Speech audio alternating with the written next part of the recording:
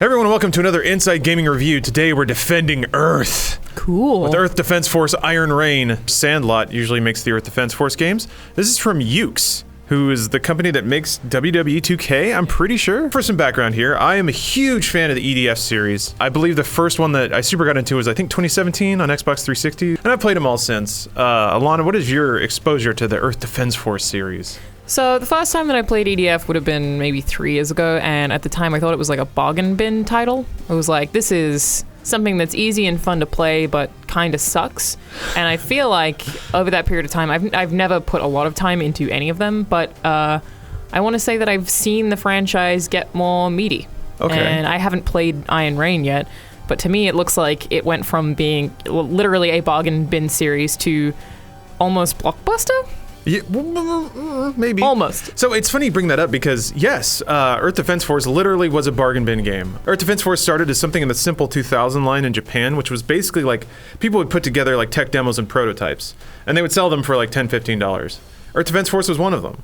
You were just a little man running around shooting a bunch of aliens, and people really liked it a lot. And, so they kind of turned it into its own series, which has, for the sake of history here, some weird trappings about it. You're right, it does usually look very lo-fi. I think that plays into its B-grade charm quite a bit, because if 50s monster movies are just like a man in a furry suit going, "Urgh," Earth Defense Force is the video game equivalent of that. It is low production, but high tech, so there's just tons of enemies around. And they find a way to like make it meaty in terms of gameplay by just putting ass loads of weapons in there and ass loads of enemies. So it's almost like 3D Gauntlet. And then the weapons also have their own unique charm. There are so many that a lot of them are just useless. Here we are with Iron Rain. It does sort of drop a lot of the jank and like kind of lo-fi qualities that I think a lot of people come to associate with Earth Defense Force. For one, it has a usable menu system, which is weird. Yay! Yeah, it actually is navigable and you can use D-pad, and like it doesn't put that initial shock of like, wow, this game was made for $20 at your face. But let's get into some of the specifics. So, in terms of gameplay, on the surface it is Earth Defense Force. You're a little man running around in a giant arena shooting a bunch of aliens. It's got online co-op up to 6 players this time, which honestly I haven't played it online yet, but I'm very much looking forward to doing so. And there are classes in this one, right? Yeah! That should be interesting with online. Yes. It used to just be like Soldier Man and Jetpack Person, a Wing Diver.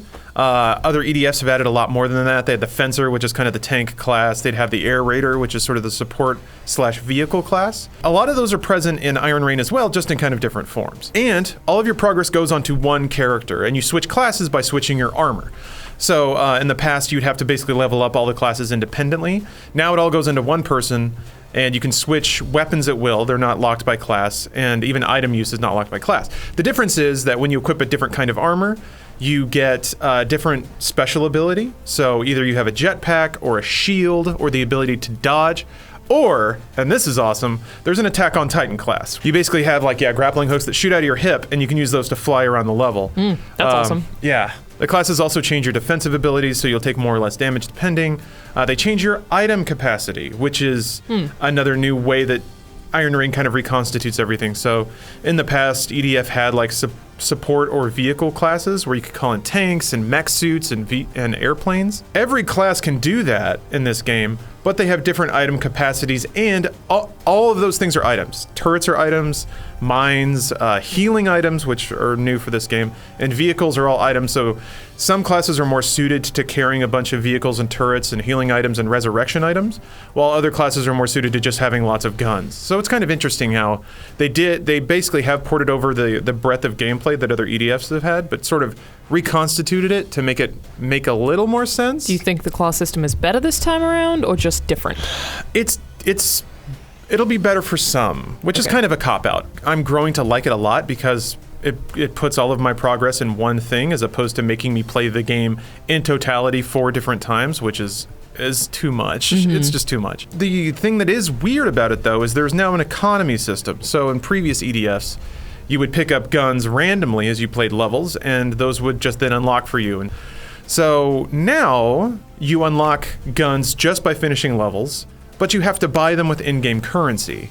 And the in-game currency are the crystals that drop when you kill aliens. The effect is, though, that you will always have a laundry list of guns you can't afford but want to try. So I'm not sure if that's a positive or a negative. I think some people will like. I feel like I would probably like that. Yeah. Seems motivating. It is a little. The slight difference is that in previous EDFs, you could play one level on a very hard difficulty and unlock like another tier of weaponry. Yeah.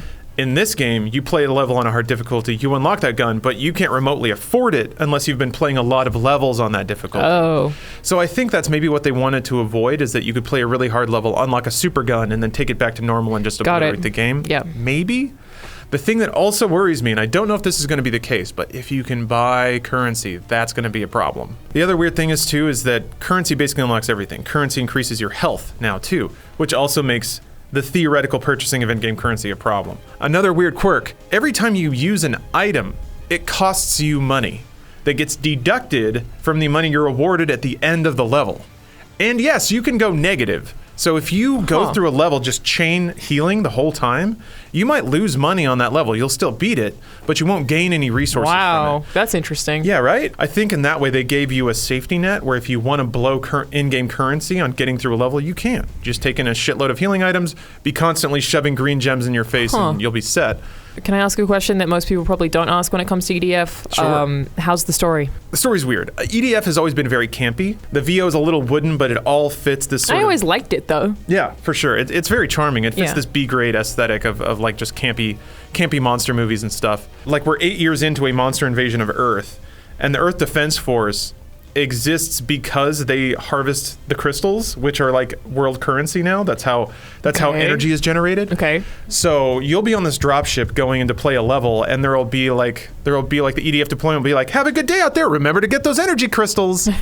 And when you're flying back, there'll be like the UNN, like the Universal News Network briefing of some like cutesy anime girl telling you about how the EDF is trying really hard out there on the front lines. They put a lot of effort into the periphery of this game and a lot of the spoken dialogue that adds a lot of just goofy sort of capitalist dystopian humor to the world. It's funny how they work the minor trappings of the universe into some of the levels as gameplay mechanics. There's even like chatter between the EDF members. He's like, boy, if I get enough gems today, my family might get moved into a B rank protection zone. Oh, wow. Yeah, which is stupid. It's kind of intense. Yeah, it's like kind of Running Man, sort of like goofy dystopian stuff of a level of a world that's years into, and they're so far into an alien invasion that it's become almost a game show. I love it whenever a game story or the game lore works in game mechanics into it. Absolutely. So the picking up of the gems thing, like they hound you about it to the point where the EDF members are like, yeah, we know, pick up the gems. And the fact that the game acknowledges that is awesome. Yeah. But let's talk about the graphics, because I think that's what most people are going to see right off the top. Well, obviously you use your eyeballs. But EDF has always been like kind of impressive with the number of enemies it crims on screen, but maybe doesn't look so hot. Well, I feel like it's always been impressive with the amount of stuff that can happen on screen at once, including your weapons, which can be ridiculous without frame rate drops. Oh boy. A lot of explosions. It used to drop frames all the time. I guess. What's interesting is Iron Rain runs on Unreal, which the series never really has before, which I think also lends it quite a bit of sort of visual conformity. It looks like a quote-unquote normal video game because basically everything runs on Unreal now. Yeah. But I think it does have immediate benefits. There's some good motion blur that makes it look a little smoother than just like PS2 level up-res graphics, which is what kind of EDF has been. The animations are super good. The aliens all look really good. It runs at a pretty smooth 60 FPS. I was playing it on a PS4 Pro. But there are some hitches, like when things go real bad or when big enemies load in, I've noticed it'll chunk up for a number of frames. But man, if you played EDF, you're used to that. It remains to be seen how multiplayer works if like enemies or other players are like clicking all around the level or anything like that. It is much more playable than other EDFs. So graphically, it's like it's an improvement over previous games, but it's not like it's great compared to AAA games. Yes, that's a good way to say it. I think it's certainly much more pleasant on the eyes to start, and I think some of the effects that the Unreal Engine has offered them have helped a lot. In terms of the controls, though, I'll talk about that for a little bit. It actually controls pretty well. Most of the wackiness of previous EDFs is still here. So vehicles just don't control right, and you have to learn them. Say you're holding left to turn, and you don't let go of the stick, instead you just slam right. It will just keep going left. You have to return the stick to neutral. Not even easing, you have to let go of the stick for it to stop turning left. Flying vehicles are still very weird, but once you learn them, you learn how to massage them, they can work. It does take a little while to learn. For sure. Yeah. The camera can also be a bit of an issue, especially if you're in tight quarters with something or if enemies are swarming all around you, which happens pretty often. Apart from that, this is one of the few games that basically makes you use every finger on your hand. So let's say that you're the jetpack person. Jetpack is R1, shoot is R2, and reload is square, and aiming is the stick. And some guns have active reload. So you can be flying around with R1, shooting with R2, having to hit square to reload at certain times, and then using the stick to aim, and using the left stick to move. There is a pretty high input ceiling on this game, depending on the class you're playing. Is that awkward, or do you like that? That sounds cool to me. It's pretty awkward. Okay. I would like for those buttons to be distributed across both hands. Yeah. So I don't have to do 4 things with my right hand and only one with the left. Yeah. I would rather a game have more action space than to reduce those actions because it's too many buttons. Yeah, I get that. I don't mind that. Yeah. The lingering question is the raw amount of content. I can't speak to the number of levels because I haven't beaten the game yet. I'm in the high 30s, which is a decent amount, but EDFs have had up to 100 levels. The levels are fairly well designed. A good number of them are just the typical EDF, like here's a wave of enemies, then there's a wave, then there's a wave. You killed them all, great job. But there's some other interesting stuff, like the aforementioned, you have to protect a city where there's one where there's like a UFO hovering over the city and it sends down meteors that you have to intercept and shoot before they hit the ground. It's a totally different kind of objective, so you have to swap around your abilities and your equipment.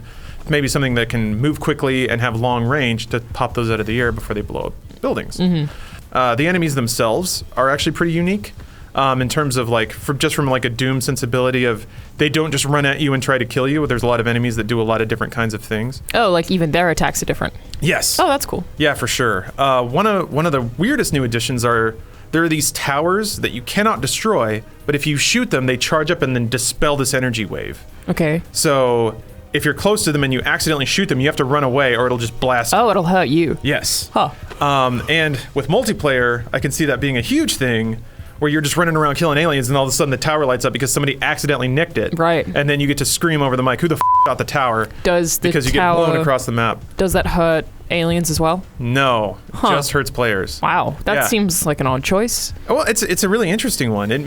Like EDF is usually just spray bullets and who cares. I like the idea of a mechanic that makes you be a little more Careful. judicious about where you're shooting and when, and also just mechanics that play into multiplayer, which I'm looking forward to. So I think they did a good job too of also experimenting in the headspace of the enemy design and what could make for fun encounters.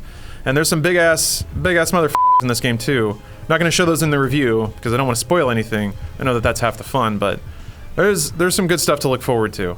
So I guess to summarize here, as I previously said, huge fan of EDF. I don't think this is the same as EDF 5, but I think it's as good. I think if you're a fan of EDF, you can probably play both these games and be really happy about the experience that they both have to offer. But I am happy that D3 is willing to farm this out to more developers and see what other takes on it could look like, because this is a really good one. Well, thank you, Alana, for joining me. Thank you for defending Earth. We need all of us. We got all band together here, because I got to beat all those levels on hardest, and that's not gonna be hard. Hey everyone, welcome to the review for Sekiro: Shadows Die Twice. I'm Lawrence. I played as much of the game as I possibly could, and I'm a little short on sleep because of it, but I did it for you, the gamers. I'm joined by Bruce and Adam. How would you describe your relationship with From Software and the Souls series? I mean, in the office, Bruce and I are basically known as the Souls veterans. We're the experts. Yeah, we've played at least 2% of each game in drunk gameplays. Wasted, yeah. Some of us even went home afterwards and played them later and then got mad and quit those games. And then said, but